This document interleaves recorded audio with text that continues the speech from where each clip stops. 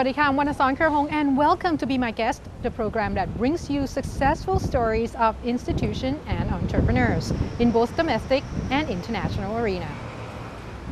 Today's guest, as a winner of speech competition on sufficiency economy philosophy for sustainable development goals, will share with us the importance of this wisdom in remembrance of our late King Bhumibol Adulyadej.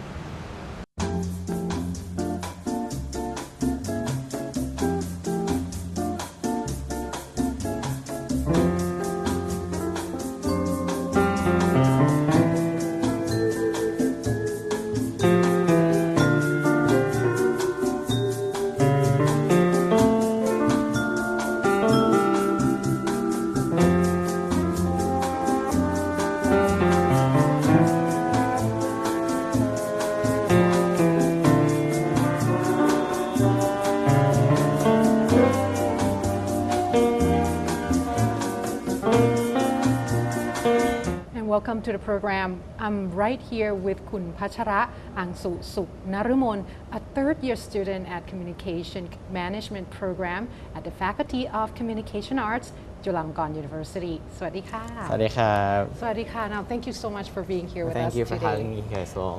Now, of course, you're only a third-year student, then a lot of viewers probably wondering, why is he here? But you did something pretty amazing, right? Thank you. Now, this particular competition that you have won, can you tell us a little bit about it? How did you come across? How did you know about this? Oh, the competition name SEP for SDG. The full name SEP is from Sufficiency Economy Philosophy, and SDG is from Sustainable Development Goals. So it's a speech competition in order to find a youth representative to be representing Thai youth at the ECOSOC Youth Forum at United Nations headquarters in New York City. So this competition is a mechanism for the selection of the youth representative. Oh, so it's not something that it's something that you can actually move further into the world forum almost. Yeah, I would agree. Okay. Now, can you tell us a little bit about this particular speech? Like, how did it form? Who organized it? Oh, the competition and the organization in charge of sending youth representative is apparently the Ministry of Foreign Affairs. So the ministry promoted about the competition, and I accidentally saw it online, and with my browsing through the internet. Yeah, I actually got sent it by my friends who previously known that my dream, one of the dream is to go to the UN as the Thai youth representative. Oh, So, that's cute. That's as a my really strong good interest dream. in international affairs, United Nations, as you may know, will be one of the places that you have to visit as an official delegation of your country. That would be something very worth competition for. And once I see the competition, I have to say that I really want to go for it. But then I have to think about it second time because that time of period, I was supposed to be during my exchange semester in United Kingdom.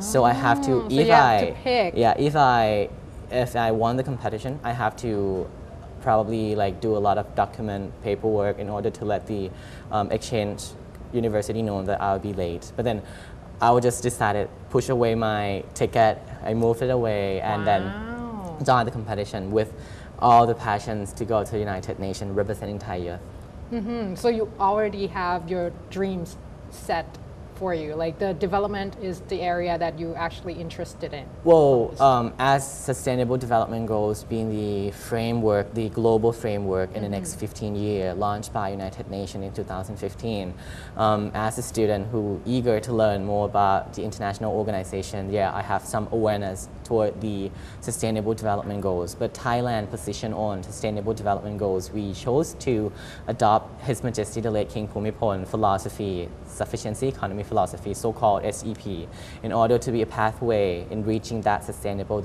Development Goals. So the Sustainable Development Goals, I do have awareness about it, but for Sufficiency Philosophy Economy, we all Thai people, I believe, we all have some general ideas about, but when we talk deep in details for 5 minutes, I have nothing to say about it. I just know that we have to walk middle way, not too extreme. That's all. That's the core concept that I think all Thai people share. But then in details or in action, we don't actually know how could we actually apply those philosophy to each of our individuals in Thai. So it's quite a challenge for me in order to learn and to explore more about the concept. But the Ministry of Foreign Affairs also have a camp to prepare us for the speech as well. So it's not like they're throwing you in and say, you know what, come up with something good for Oh, us. the first round is like that. The first round of the selection, they ask you to send this speech video clip for 5 minutes. So I have to be prepared on my own, basically mostly on internet. But then the second round, when you got 20 finalists, we got 10 finalists for high schools and 10 finalists from university level. And once we got 20 Thai finalists, the ministry have us in the camp so-called SEP for SDG Youth Partnership, with including all other around 30 youth delegates from the G77 groups, the so-called developing countries. So those youth delegates flew over from their countries. We got from Africa, Mauritius. First time I have heard of the name. Right. And Bhutan, all over the developing country around the world to join and explore the concept of sufficiency economy philosophy in Thailand. So everyone, like all these world youth, get a chance to actually learn a little bit more about our king's philosophy. Yes, okay. indeed. How's the interaction? Were they surprised? Were they amazed by the concept of this particular philosophy? Well, I would say the first few days they are kind of not very familiar with the concept, which we have to admit that the concept is really complex and inclusive. That's why it might take foreign person to understand like for a few days. Even for me myself, it's everything I heard is actually new. A lot of Thai people still, wondering. Yeah. Some people say we're just going to give up everything and go and do agriculture, but Yeah, that wasn't the case. That was right? the That's not misconception. The case at all. Exactly. Yeah, actually. So it took foreign friends to learn a couple of days, but then at the latter part of the camp, when we get to go into action to see, for example, Sampran Model or development center in Khao Hin Son, they see in action of how we could apply this philosophy not only for agriculture sector, but across the interconnected from people, community, and business, linked all together by this common philosophy. So once they got model, to, right? yes, it is.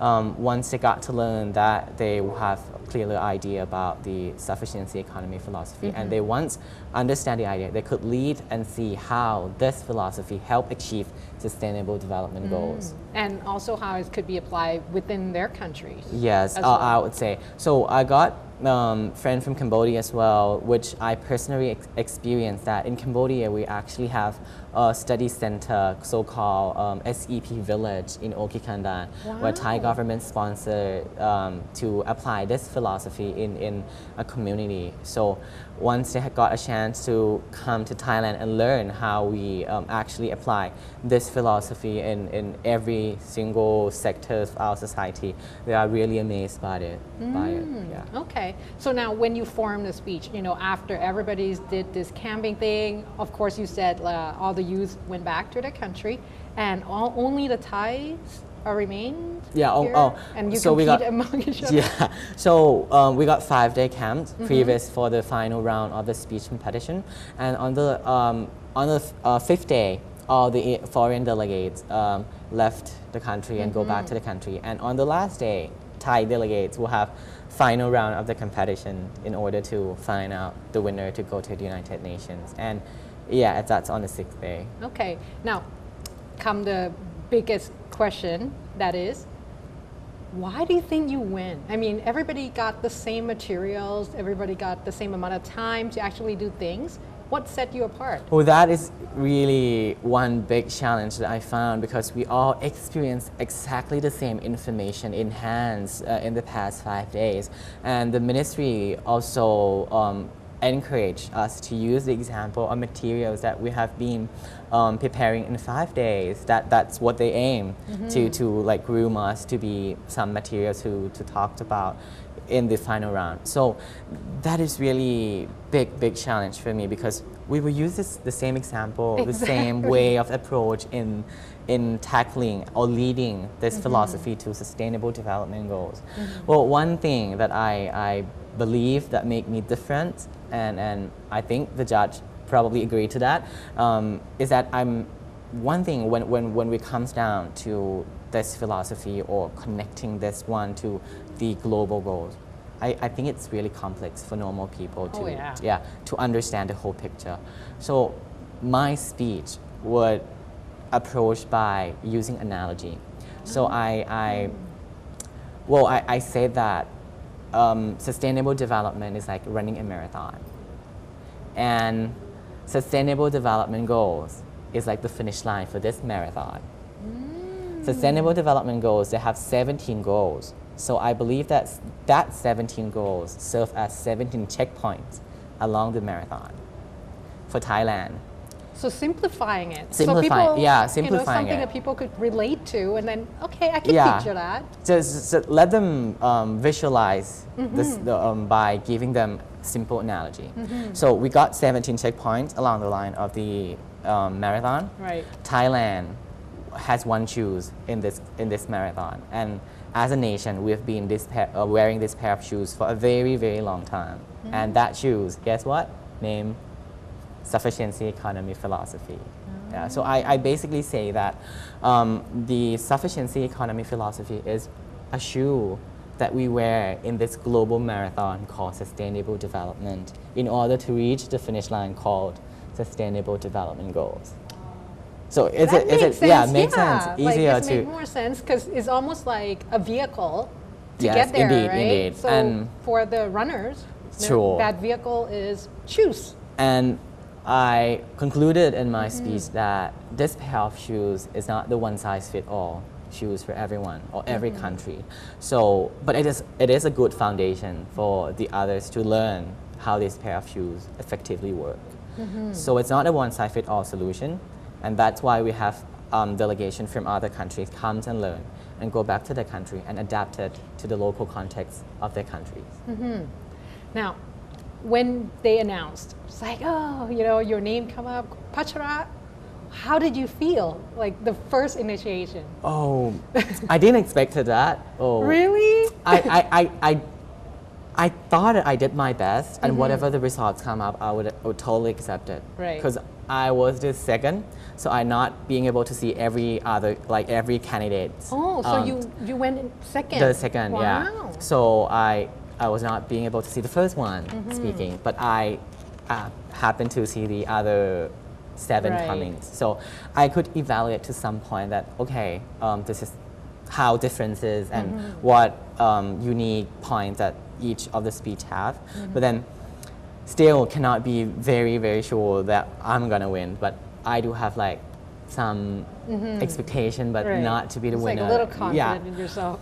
But once it announced, it's so overwhelmed to be the winner because as you may know, I looked forward to be going to the United Nations a lot. But the other part that I forgot to mention is the question itself. Okay. After the speech, 5 minutes, we got 2 questions. The first one is the common questions for every candidate, and the other is the special question from the judges that's vary to each candidate. Now, this is like really fun at this point, but you know what?